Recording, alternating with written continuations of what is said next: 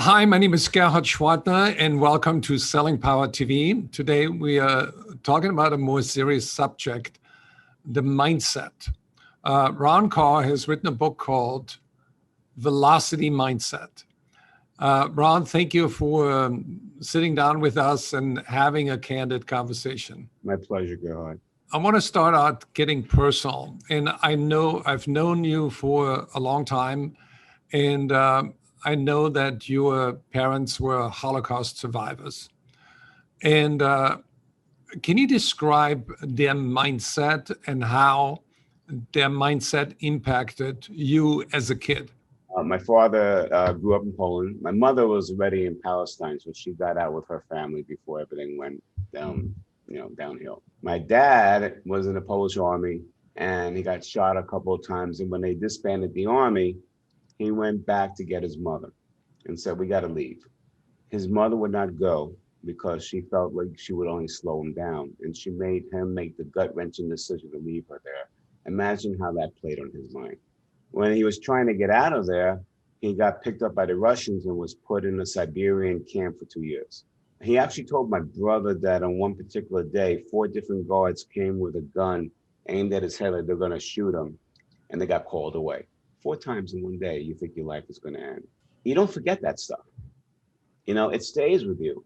Now, when he, got married and had me and my brother, I know he loved us. And I know that he wanted nothing but the best, but because he had a world that was just so, I don't even know how to describe it, but so hurtful and so detrimental, he was going to do everything he could to give us a good life. But all he did was he basically recreated the prison at home that he was in that camp. It was a very structured environment. You couldn't do anything. If you said the wrong thing, you could be having a moment. Next thing, an explosion will come from him. He'd say things you'd never say to a kid. He'd throw things at you. It was a very harmful way to grow up. And for me, it led to a lot of insecurities. I mean, I was so insecure by the time I got to my 20s.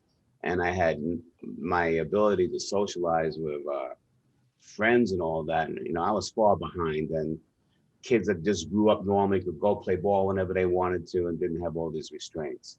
I had to decide, at some point, am I going to let that hold me back? Now, you never lose that stuff, because it's part of you. But the question is, how do you acknowledge when it's starting to hold you back so that you can do something different? And I guess the best way, Gerhard, to bring it to a concise conclusion for the audience, I was working with a wisdom teacher. And this is about 5 years ago when I already knew I still had this thing put away, but it still reared its ugly head. And on the 5th session is when she hit me over the head. And she said to me, "Listen, Ron, your father did whatever he did for his own reasons, not yours. When those things happened, you created that story in your mind as to what it meant. He didn't tell that story to you, you did. You wrote it, you can change it." And when she made it that simple, I realized that I really wasn't that much of a prisoner to those chains. I could really recreate the whole story. And I did. As a matter of fact, I didn't even know it, but I was recreating it even from day one. Because every time it reared its ugly head, I'd sit there and say, "Look, he loved me. He's just damaged." That was me recreating the story instead of him, a story being, "Oh, he hates me. He thinks I'm a fraud," and so forth. You can't control how people receive things from you. What you have to understand is it's just all about stories. If you created it, you can change it no matter what kind of difficulty you had in your life. When you think about the book, The Velocity Mindset, is that really a product that you have lived through and then described, where you discovered at one point that the mindset you have created was implanted by your parent, and then it's like a garden where you have the choice, Right. to water the flowers and stop watering the weeds. The velocity mindset came 2015 to 2019 when I was having a series of 9 operations, mostly on my back being fused, and I was down a lot. And I started looking at my life and my significance, because I was 62 at the time, and you want to have significance in life. And I started going back to when I was a child, and I looked at all the things I missed in life. Even though I've been successful, I realized time is really short, but I also realized I don't ever want to feel like this again. I'm very clear what I need to do. I'm very clear what I want to do. I don't have time for anything else that doesn't make sense. And that's where that velocity mindset came from. It's a passion. You cannot manifest your destiny if you're just repeating the past. Exactly. And your story that you write as a kid is in reaction to your past. Right. And the story that leads you to your destiny is a reflection of the true self that you are. And discovering your authentic self is really your first step.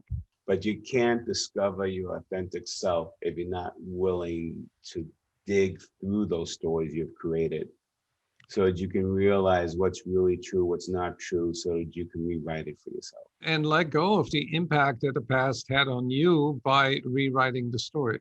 Gerhard, all of us have handled this the same way last March. When we went on lockdown, when the world went on lockdown, everybody's world was put upside down. Everybody went into PTSD, okay? All of us had our lives upended.